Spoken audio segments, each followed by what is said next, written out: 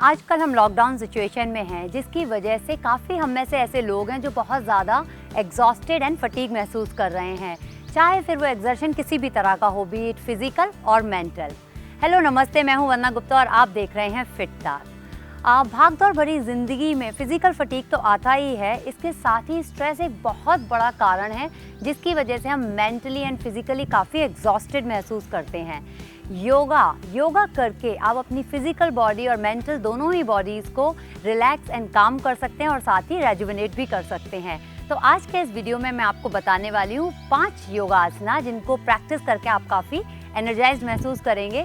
इससे पहले कि मैं आपको योगासना बताऊं, I would like to ask you to subscribe to Fit Tak and follow us on Instagram and never miss our latest videos. चलिए शुरुआत करते हैं हमारे पहले आसन के साथ। तो चलिए शुरुआत करते हैं हमारे पहले आसन के साथ, जिसका नाम है वृक्षासना या फिर ट्री पॉस्चर।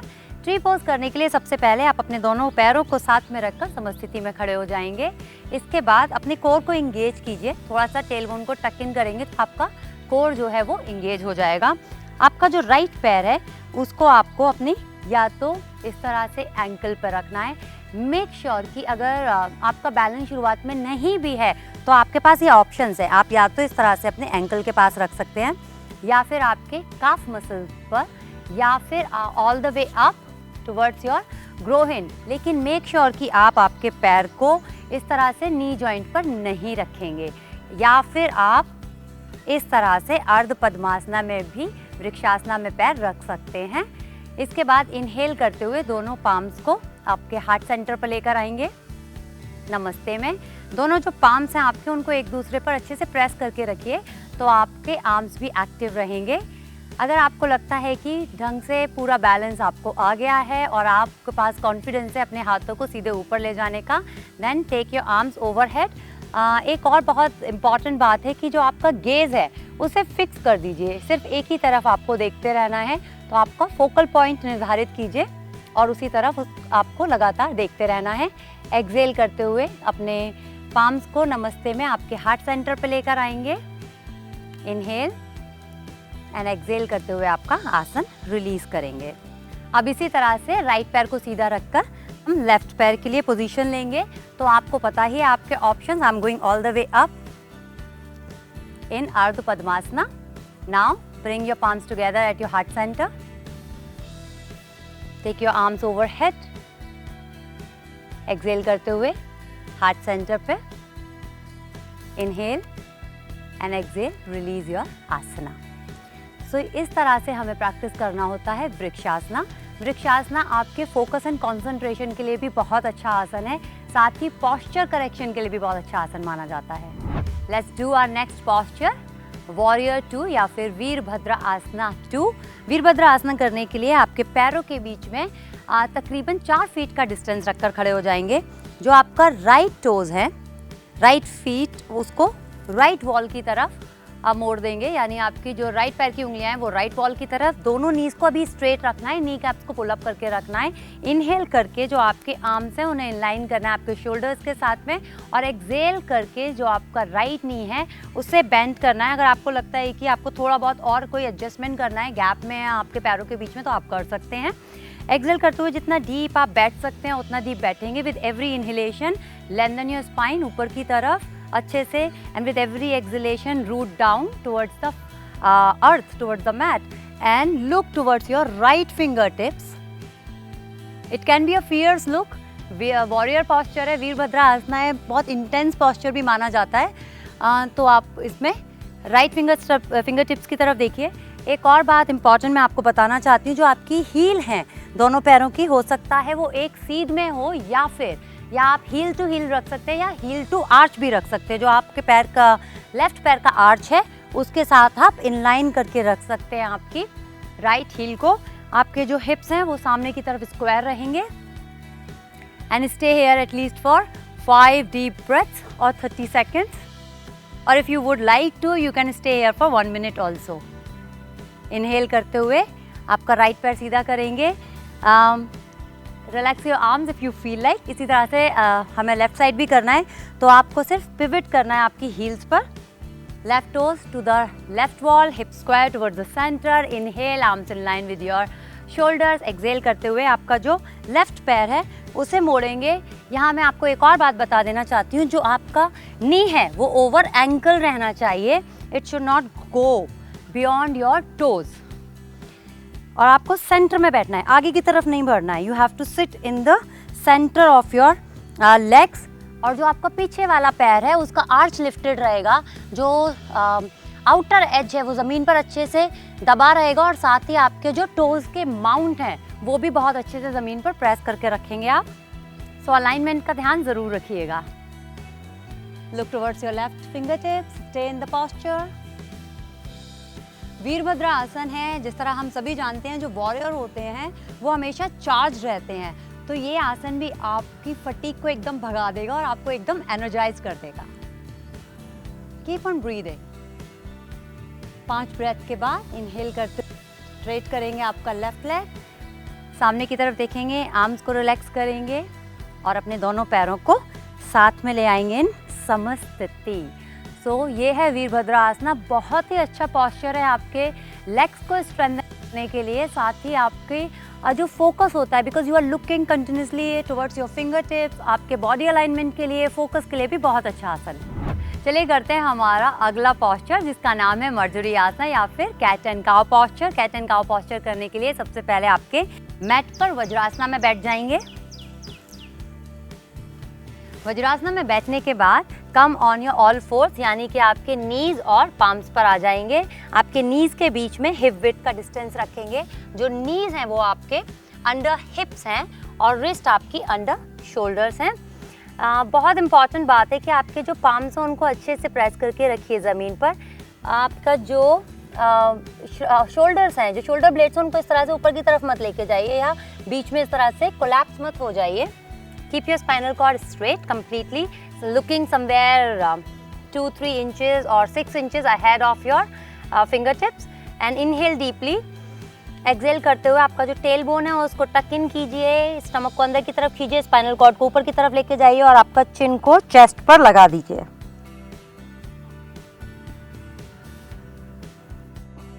इनहेल करते हुए आपका जो स्पाइनल कॉर्ड है उसे नीचे की तरफ, टेल बोन को बाहर की तरफ, और धीरे धीरे आपका चिन ऊपर की तरफ लेकर जाएंगे।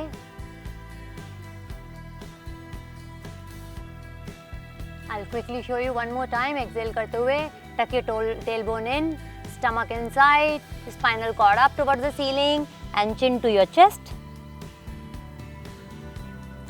Inhale करते हुए आपका टेलबोन को बाहर की तरफ, स्पाइनल कॉर्ड को नीचे की तरफ लेके जाना है, चेस्ट को ओपन करके रखना है जितना रख सकते हैं, और चिन को स्काई लाइन की तरफ।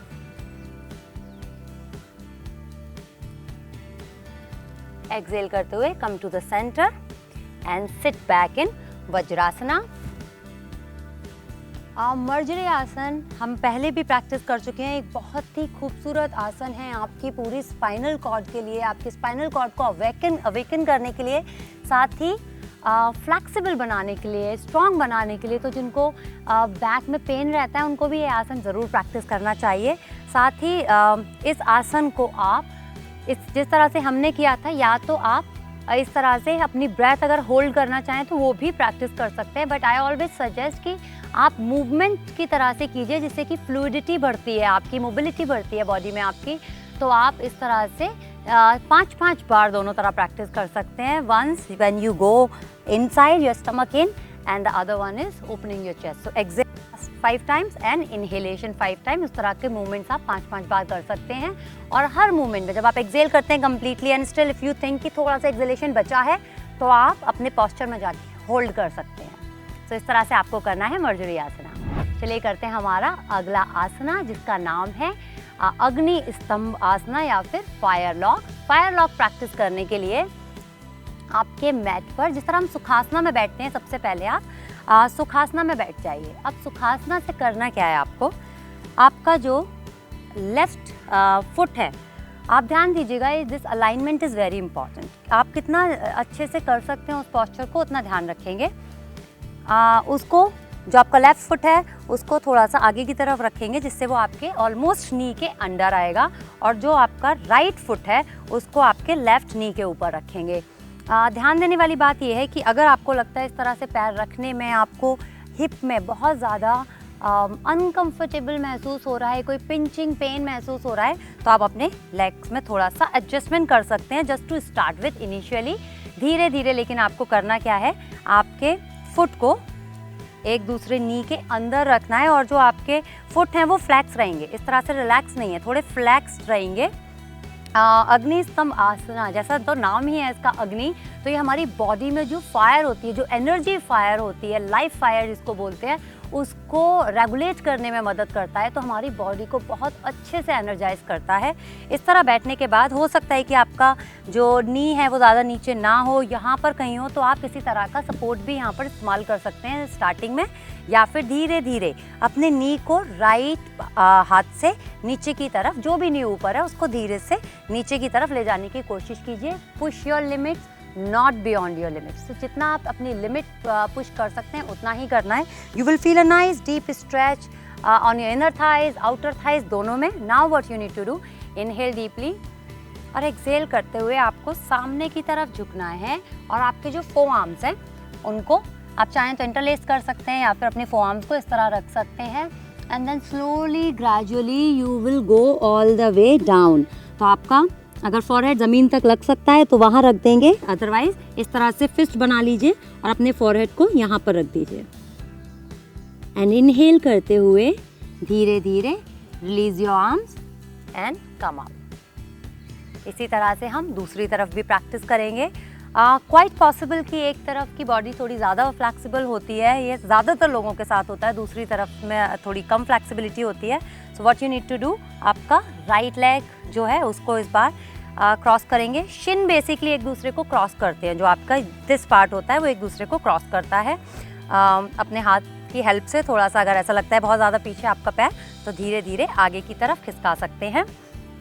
Now again the same thing, flex करके रखिए आपके फीट को, basically active feet. Inhale deeply and exhale करते हुए moving from your pelvic area. जितने भी हम फॉरवर्ड फोल्ड करते हैं ज़्यादातर हम सारे आपके वेस्ट लाइन से करते हैं। अगर आप चाहें तो यहाँ भी रुक सकते हैं अपनी फ्लेक्सिबिलिटी के अकॉर्डिंग और धीरे धीरे नीचे की तरफ जा सकते हैं। Once you feel that you can rest your chest on your shin और on your legs, you can certainly do that and bring your forehead either on your palms like this, or you can keep your arms like this stretched out, या फिर जैसा मैंने आपको पहले बताया था इस तरह फिस्ट बना सकते हैं और अपना माथा अपने फिस्ट पर रख सकते हैं। इनहेल करते हुए release your fist and come up, exhale, simply release the asana and sit in any comfortable position या फिर सुखासना में। जैसे मैंने शुरुआत में ही बता दिया कि जैसा इस आसन का नाम है फायर लॉग या अग्नि स्तंभ, ये एक्चुअली आपकी बॉडी को एनर्जाइज करने के लिए बेहद खूबसूरत आसन है। लेकिन ध्यान रखिएगा अलाइनमेंट का, साथ ही कि आपकी बॉडी लिमिटेशंस क्या हैं। हो सकता है आपका हिप या फिर आपकी जो थाइज़ हैं अभी थोड़ी सी स्टिफ हो, तो धीरे धीरे या तो आप कुशन, ब्लॉक, रोल्ड ब्लैंकेट, इस तरह से आप किसी भी चीज़ का इस्तेमाल कर सकते हैं as a prop under your knees and wherever you feel that you require that prop.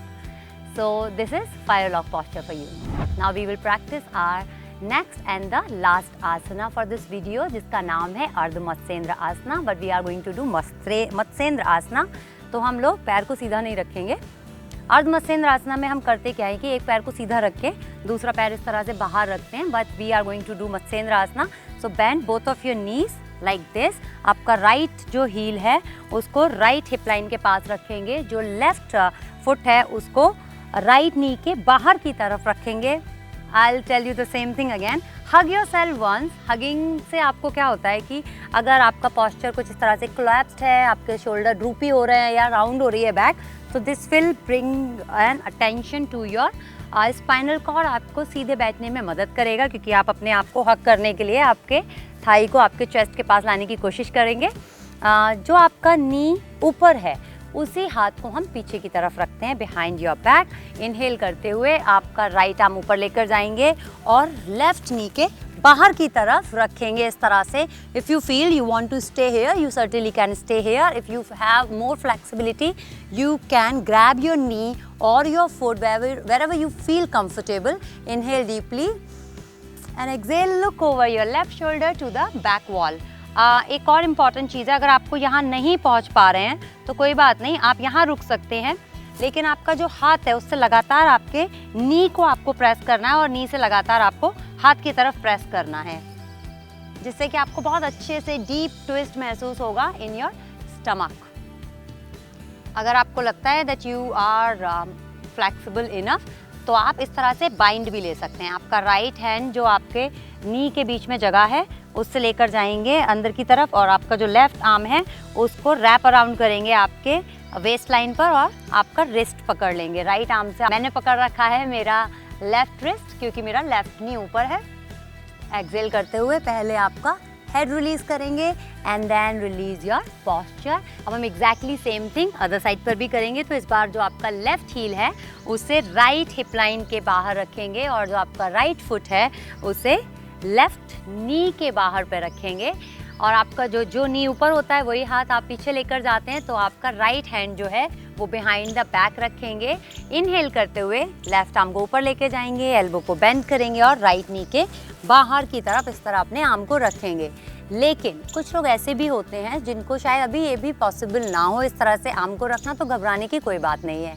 आपने करना क्या है, जो लेफ्ट आर्म है इनहेल करते हुए उसे सीधा कीजिए, बेंड कीजिए उसे एल्बो से, और आपका जो नी है उसे बाहर की तरफ से ग्रैब करते हुए आपकी थाई को पकड़ लेंगे और लगातार आपकी थाई को लेफ्ट शोल्डर की तरफ खींचेंगे अपने हाथ से, जिससे कि आपको एक बहुत अच्छा सा ट्विस्ट आपके स्टमक में महसूस होगा।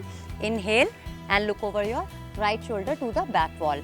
जो लोग इस तरह से कर रहे हैं आपको मालूम ही है कि आपको अपने नी को प्रेस करना है और नी से आर्म को प्रेस करना है, और you can grab your knee और foot and then look over your right shoulder to the back wall, or you know about the complete bind also।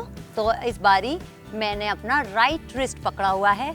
Make sure कि जो आपका जिस किसी भी साइड पे आप ट्विस्ट कर रहे हैं आपका चेस्ट उस साइड पर लगातार ओपन हो रहा है। तो with every inhalation lengthen your spine, with every exhalation deepen your twist. तो थोड़ा और मुड़ेंगे हर बारी, जितनी बार आप इनहेल करेंगे आपके मेरुदंड को, रीढ़ की हड्डी को सीधा करेंगे, और जितनी बार आप एक्सेल करेंगे उतनी बार अपने ट्विस्ट को थोड़ा सा और डीप करने की कोशिश करेंगे। एक्सेल करते हुए सबसे पहले आपका हेड रिलीज करेंगे and then release your posture. Again the same thing, beautiful asana for your spinal cord. आपके स्पाइन जो होता है, जो वर्टिब्रास होते हैं उनके बीच में जो है हेल्दी गैप होता है कॉलम्स के बीच में, उनको मेंटेन करने के लिए बहुत अच्छा आसन है। साथ ही बहुत ज़्यादा अच्छा आसन है हमारे जो इंटरनल ऑर्गन्स हैं जितने भी स्टमक में, उनको मसाज करने के लिए, स्टिमुलेट करने के लिए और सारे टॉक्सिन्स को फ्लश आउट करने के लिए हमारे स्टमक से। सो जो डाइजेशन के इश्यूज़ होते हैं लोगों को, उनको भी ये आसन ज़रूर प्रैक्टिस करना चाहिए, बी इट गैस्ट्रिक इश्यूज़ और कॉन्स्टिपेशन, ब्लोटिंग और एसिडिटी।